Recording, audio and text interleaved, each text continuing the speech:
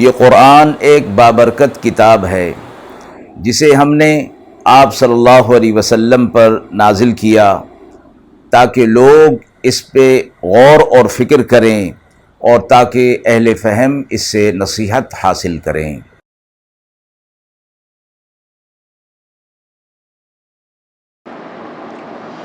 بسم اللہ الرحمن الرحیم۔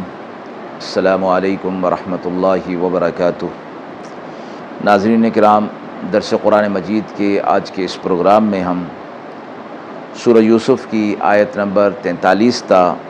50 کا ترجمہ اور تفسیر پیش کر رہے ہیں اور آخر میں پوچھے گئے سوال کا جواب ہوگا۔ اعوذ باللہ من الشیطان الرجیم، بسم اللہ الرحمن الرحیم۔ وقال الملك إني أرى 7 بقرات سمان يأكلهن 7 عجاف وسبع سنبلات خضر وأخر يابسات يا أيها الملأ أفتوني في رؤياي إن كنتم للرؤيا تعبرون قالوا أضغاث أحلام وما نحن بتأويل الأحلام بعالمين وقال الذي نجا منهما وادكر بعد أنا أنبئكم بتأويله فأرسلون يوسف أيها الصديق أفتنا في 7 بقرات سمان يأكلهن 7 عجاف و7 سنبلات خضر وأخر يابسات لعلی ارجع الی الناس لعلهم يعلمون قال تزرعون 7 سنين دأبا فما حصدتم فذروه في سنبله إلا قليلا مما تأكلون ثم يأتي من بعد ذلك 7 شداد يأكلن ما قدمتم لهن إلا قليلا مما تحصنون ثم يأتي من بعد ذلك عام فيه يغاث الناس وفيه يعصرون وقال الملك ائتوني به فلما جاءه الرسول قال ارجع إلى ربك فاسأله ما بال النسوة اللاتي قطعن أيديهن إن ربي بكيدهن عليم۔ آیات مبارکہ کا ترجمہ ملاحظہ فرمائیں۔ اور بادشاہ نے کہا، میں خواب دیکھتا ہوں کہ 7 گائیں موٹی ہیں، ان کو کھاتی ہیں 7 دبلی گائیں، اور 7 بالیاں ہیں ہری اور دوسری 7 بالیاں ہیں سوکھی۔ اے دربار والو، مجھے تعبیر بتاؤ میرے خواب کی، اگر تم تعبیر دینے والے ہو۔ وہ بولے، یہ خواب خیالی ہیں اور ہمیں ایسے خوابوں کی تعبیر معلوم نہیں ہے۔ اور بولا وہ جو بچا تھا ان دونوں میں سے، اور یاد آ گیا اس کو مدت کے بعد کہ میں بتاتا ہوں تمہیں اس کی تعبیر، سو تم مجھے بھیجو۔ جا کر اس نے کہا، اے یوسف، اے صدیق، حکم دے ہم کو اس خواب میں کہ 7 گائیں موٹی، ان کو کھائیں 7 دبلی، اور 7 بالیاں ہری اور دوسری سوکھی، تاکہ لے جاؤں میں لوگوں کے پاس، شاید انہیں یہ معلوم ہو۔ انہوں نے فرمایا، تم کھیتی باڑی کرو گے 7 برس تک خوب، سو جو کاٹو ان کو چھوڑ دو اس کی بالی میں، مگر تھوڑا سا جو تم کھاؤ، پھر آئیں گے اس کے بعد 7 برس سختی کے، کھا جائیں گے جو رکھا تھا تم نے ان کے واسطے مگر تھوڑا سا، جو روک رکھو گے بیج کے واسطے۔ پھر آئے گا اس کے بعد 1 برس کے بعد اس میں می برسے گا لوگوں پر، اور اس میں وہ رس نچوڑیں گے۔ اور کہا بادشاہ نے لے آؤ اس کو میرے پاس۔ پھر جب پہنچا اس کے پاس بھیجا ہوا آدمی، تو کہا انہوں نے کہ لوٹ جاؤ اپنے بادشاہ کے پاس اور پوچھو اس سے کیا حقیقت ہے ان عورتوں کی جنہوں نے ہاتھ کاٹے تھے اپنے، میرا رب ان کا فریب سب جانتا ہے۔ آیت مذکورہ میں یہ فرمایا گیا کہ یوسف علیہ السلام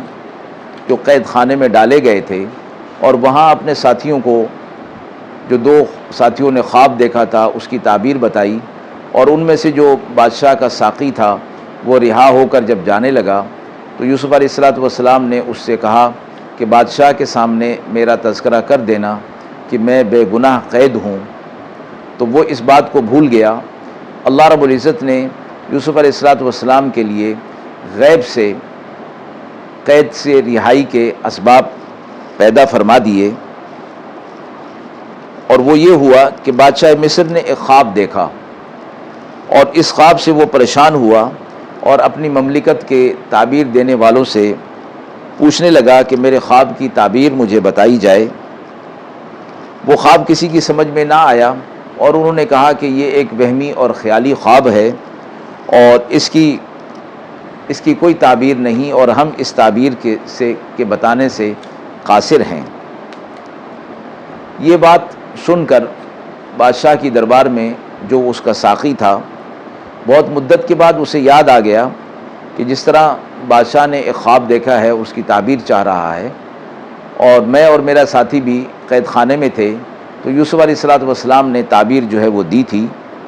تو اسے یوسف علیہ السلام کا خواب کا تعبیر دینا یاد آ گیا، اور اس نے بادشاہ سے کہا کہ مجھے قید خانے میں جانے کی اجازت دی جائے تو میں وہاں سے آپ کی خواب کی تعبیر لے کر آؤں گا۔ وہ یوسف علیہ السلام کے پاس حاضر ہوا اور اس نے کہا کہ بادشاہ نے یہ خواب دیکھا ہے تو اس کی تعبیر آپ بتا دیجئے۔ یوسف علیہ السلام نے خواب کی تعبیر بتا دی اور کہا کہ 7 گائیں جو تندرست ہیں، ان کو وہ دوسری 7 گائیں جو کہ دبلی ہیں وہ کھا رہی ہیں، یہ اور 7 گوشے گندم کے سرسبز ہیں اور 7 جو ہیں وہ خشک ہیں۔ تو اس نے کہا کہ آپ اس کی تعبیر بتائیے تاکہ میں بادشاہ کو جا کر بتا دوں۔ یوسف علیہ السلام نے اس کی تعبیر بتا دی اور فرمایا کہ 7 جو گائے اور 7 خوشے ہرے بھرے، اس سے مراد 7 سال ہیں جن میں پیداوار حسب دستور خوب ہوگی اور غلہ بھی خوب آئے گا۔ اسی طرح 7 سال کے بعد تمہارے لیے سخت قحط کے سال آئیں گے اور تمہارے لیے مشکل ہو جائے گی، اور 7 سال میں جو غلہ تم نے ذخیرہ کیا ہوگا وہ سب ان قحط کے سالوں میں خرچ ہو جائے گا، صرف بیج کے لیے کچھ غلہ بچ جائے گا۔ بادشاہ کا یہ خواب لے کر وہ شاہی ساقی پہنچ گیا اور اس نے بادشاہ کو یہ خواب بتا دیا۔ بادشاہ اس خواب کو سن کر بہت خوش ہوا اور اس نے کہا کہ اس خواب کی تعبیر بتانے والے کو لایا جائے، تو یوسف علیہ السلام کے لیے بھیجا گیا قاصد کہ وہ انہیں لے آئے۔ یوسف علیہ السلام کے پاس جب بادشاہ کا آدمی پہنچا کہ آپ کو بادشاہ طلب کر رہے ہیں، تو بجائے اس کے کہ یوسف علیہ السلام فوراً چلے جاتے، بلکہ یوسف علیہ السلام نے فرمایا کہ پہلے اس بات کی حقیقت بادشاہ سے معلوم کر لی جائے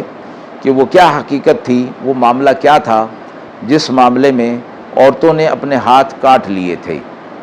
اور وہ جو معاملہ تھا عورتوں کا جو فریب تھا، اس فریب کا میرا رب بہتر جاننے والا ہے۔ مفسرین فرماتے ہیں کہ یوسف علیہ السلام نے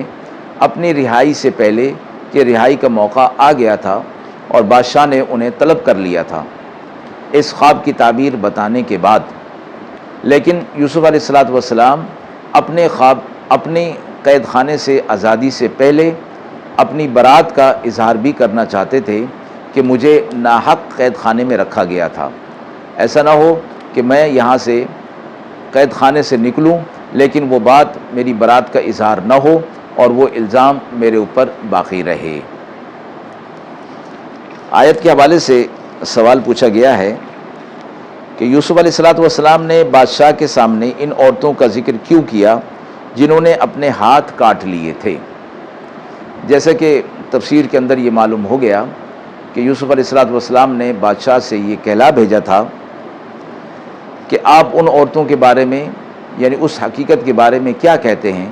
کہ جن عورتوں نے ہاتھ کاٹ لیے تھے اور وہ مجھ پر جو ہے وہ الزام لگا رہی تھیں، اس کی حقیقت آپ کے سامنے آ گئی ہے یا نہیں آ گئی؟ لیکن اللہ میرا رب جو ہے وہ ان کے مکر و فریب سے اچھی طرح واقف ہے۔ یوسف علیہ السلام کا ان عورتوں کا تذکرہ کرنا جنہوں نے ہاتھ کاٹ لیے تھے، اس میں عزیز مصر کی بیوی کا نام نہیں لیا، حالانکہ قصوروار وہ عزیز مصر کی بیوی تھی، نہ کہ وہ عورتیں جو مجلس میں آئیں اور انہوں نے اپنے ہاتھ زخمی کر لیے تھے، خراش ڈال لی تھی۔ تو فرمایا گیا کہ اس وجہ سے اس کے حق کی رعایت کی کہ عزیز مصر کے گھر میں یوسف علیہ السلام نے پرورش پائی تھی، اور فطرتاً ایک نیک آدمی کا